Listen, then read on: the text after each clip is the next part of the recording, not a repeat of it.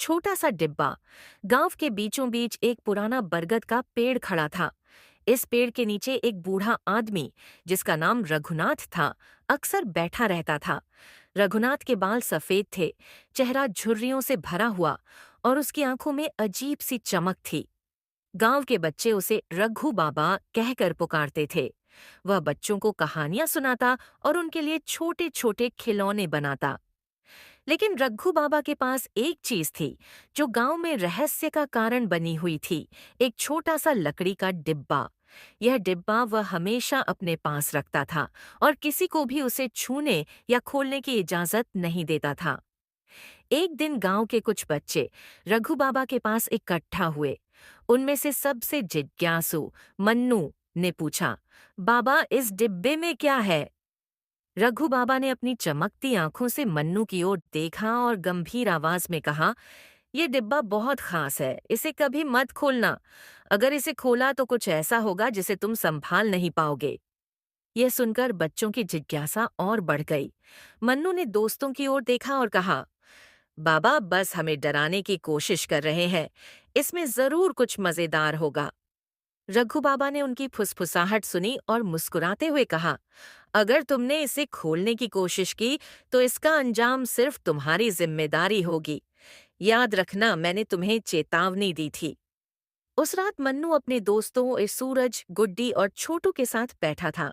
वे सभी डिब्बे के बारे में चर्चा कर रहे थे। मन्नू ने कहा, हमें पता लगाना चाहिए कि उस डिब्बे में क्या है।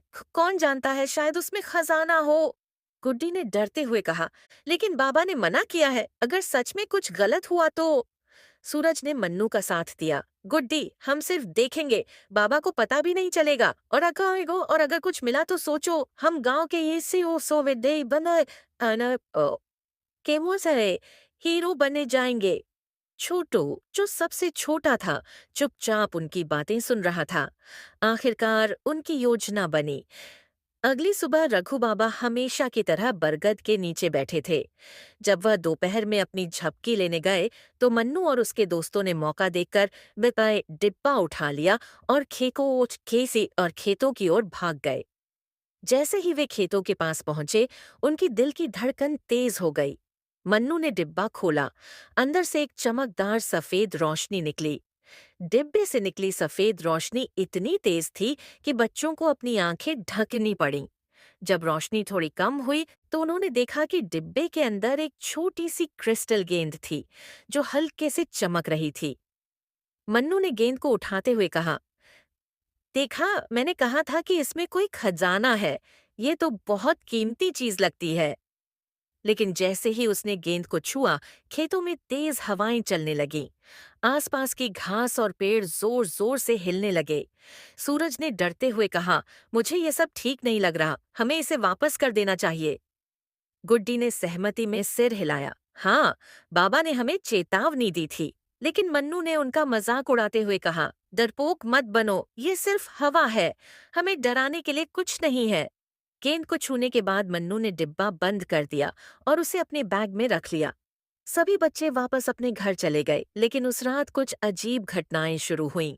मन्नू के घर में रात को दरवाजे अपने आप खुलने और बंद होने लगे। खिड़कियों से अजीब सी सरसराहट की आवाजें आ रही थीं। मन्नू को लगा कि यह सब हवा की वजह से हो रहा है, लेकिन जब उसने कमरे में कदम रखा तो देखा कि उसकी परछाई अलग अलग दिशाओं में हिल रही थी।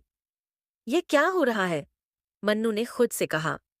उधर सूरज और गुड्डी के घरों में भी अजीब घटनाएं हो रही थीं।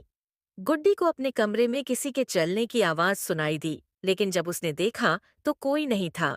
सूरज के घर में दीवार पर छायाएं बन रही थीं, जो किसी अजनबी के होने का एहसास दिला रही थीं।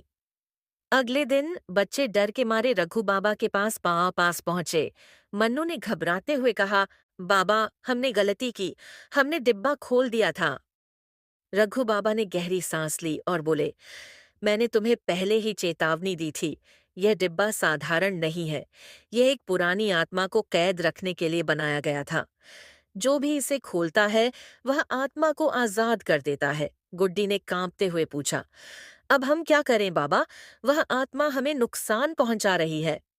रघु बाबा ने गंभीरता से कहा, तुम्हें डिब्बे को उसी जगह ले जाना होगा जहां से यह आया था, लेकिन याद रखना यह आसान नहीं होगा।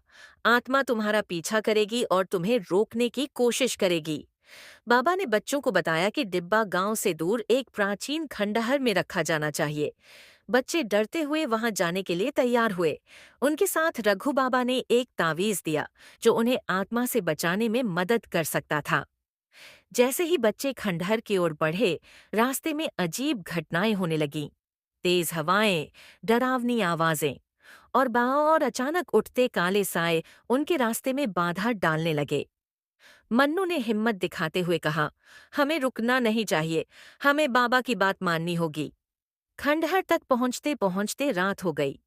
चांदनी के बीच खंडहर डरावना लग रहा था। बच्चों ने देखा कि खंडहर के अंदर अजीब सी आकृतियां घूम रही थीं।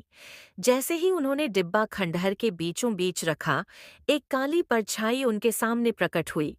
वह आत्मा थी जो उनसे कहने लगी, तुमने मुझे आजाद किया है, अब मैं तुम्हें जाने नहीं दूंगी। लेकिन गुड्डी ने रघु बाबा का तावीज निकालकर आत्मा की ओर फेंका। तावीज के चमकते ही आत्मा चीखने लगी और हवा में विलीन हो गई। डिब्बे ने खुद ब खुद बंद होकर खंडहर के अंदर समा लिया। डरे और थके हुए बच्चे वापस गांव लौटे। उन्होंने रघु बाबा से माफी मांगी। तब बाबा ने उन्हें समझाया, कुछ रहस्य ऐसे होते हैं जिन्हें छेड़ना नहीं चाहिए। हमेशा चेतावनी पर ध्यान देना चाहिए। उस दिन के बाद से बच्चों ने कभी भी किसी चीज को बिना सोचे समझे छूने की हिम्मत नहीं की और वह छोटा सा डिब्बा हमेशा के लिए खंडहर में बंद रह गया।